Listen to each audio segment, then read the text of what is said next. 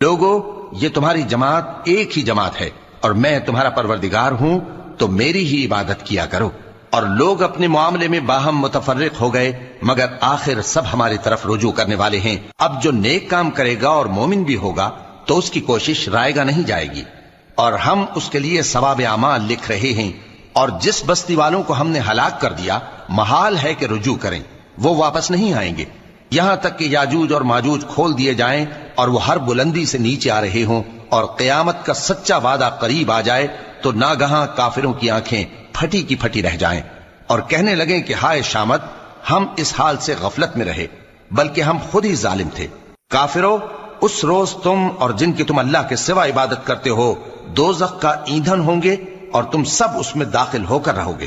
اگر یہ لوگ در حقیقت معبود ہوتے تو اس میں داخل نہ ہوتے، سب اس میں ہمیشہ رہیں گے، وہاں ان کو چلانا ہوگا اور اس میں کچھ اور نہ سن سکیں گے۔ جن لوگوں کے لیے ہماری طرف سے پہلے بھلائی مقرر ہو چکی ہے وہ اس سے دور رکھے جائیں گے، یہاں تک کہ اس کی آواز بھی تو نہیں سنیں گے،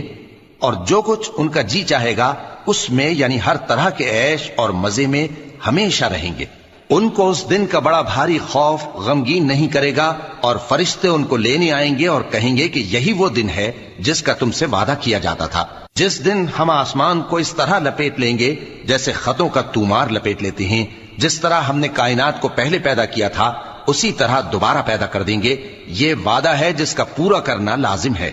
ہم ایسا ضرور کرنے والے ہیں۔ اور ہم نے نصیحت کی کتاب یعنی تورات کے بعد زبور میں لکھ دیا تھا کہ میرے نیکوکار بندے ملک کے وارث ہوں گے۔ عبادت کرنے والے لوگوں کے لیے اس میں اللہ کے حکموں کی تبلیغ ہے۔ اور اے نبی صلی اللہ علیہ وسلم، ہم نے تم کو تمام جہانوں کے لیے رحمت بنا کر بھیجا ہے۔ کہہ دو کہ مجھ پر اللہ کی طرف سے یہ وحی آتی ہے کہ تم سب کا معبود ایک ہی معبود ہے، تو کیا تم فرما بردار ہو جاتے ہو؟ پھر اگر یہ لوگ منہ پھیریں تو کہہ دو کہ میں نے تم سب کو یکساں احکام الہی سے آگاہ کر دیا ہے، اور مجھ کو معلوم نہیں کہ جس چیز کا تم سے وعدہ کیا جاتا ہے وہ عنقریب آنے والی ہے یا اس کا وقت دور ہے۔ جو بات پکار کر کی جائے وہ اسے بھی جانتا ہے، اور جو تم چھپاتے ہو وہ اس سے بھی واقف ہے، اور میں نہیں جانتا، شاید وہ تمہارے لیے آزمائش ہو، اور ایک مدت تک تم اس سے فائدہ اٹھاتے رہو۔ پیغمبر نے کہا کہ اے میرے پروردگار، حق کے ساتھ فیصلہ کر دے، اور ہمارا پروردگار جو بڑا مہربان ہے اسی سے ان باتوں میں جو تم بیان کرتے ہو مدد مانگی جاتی ہے۔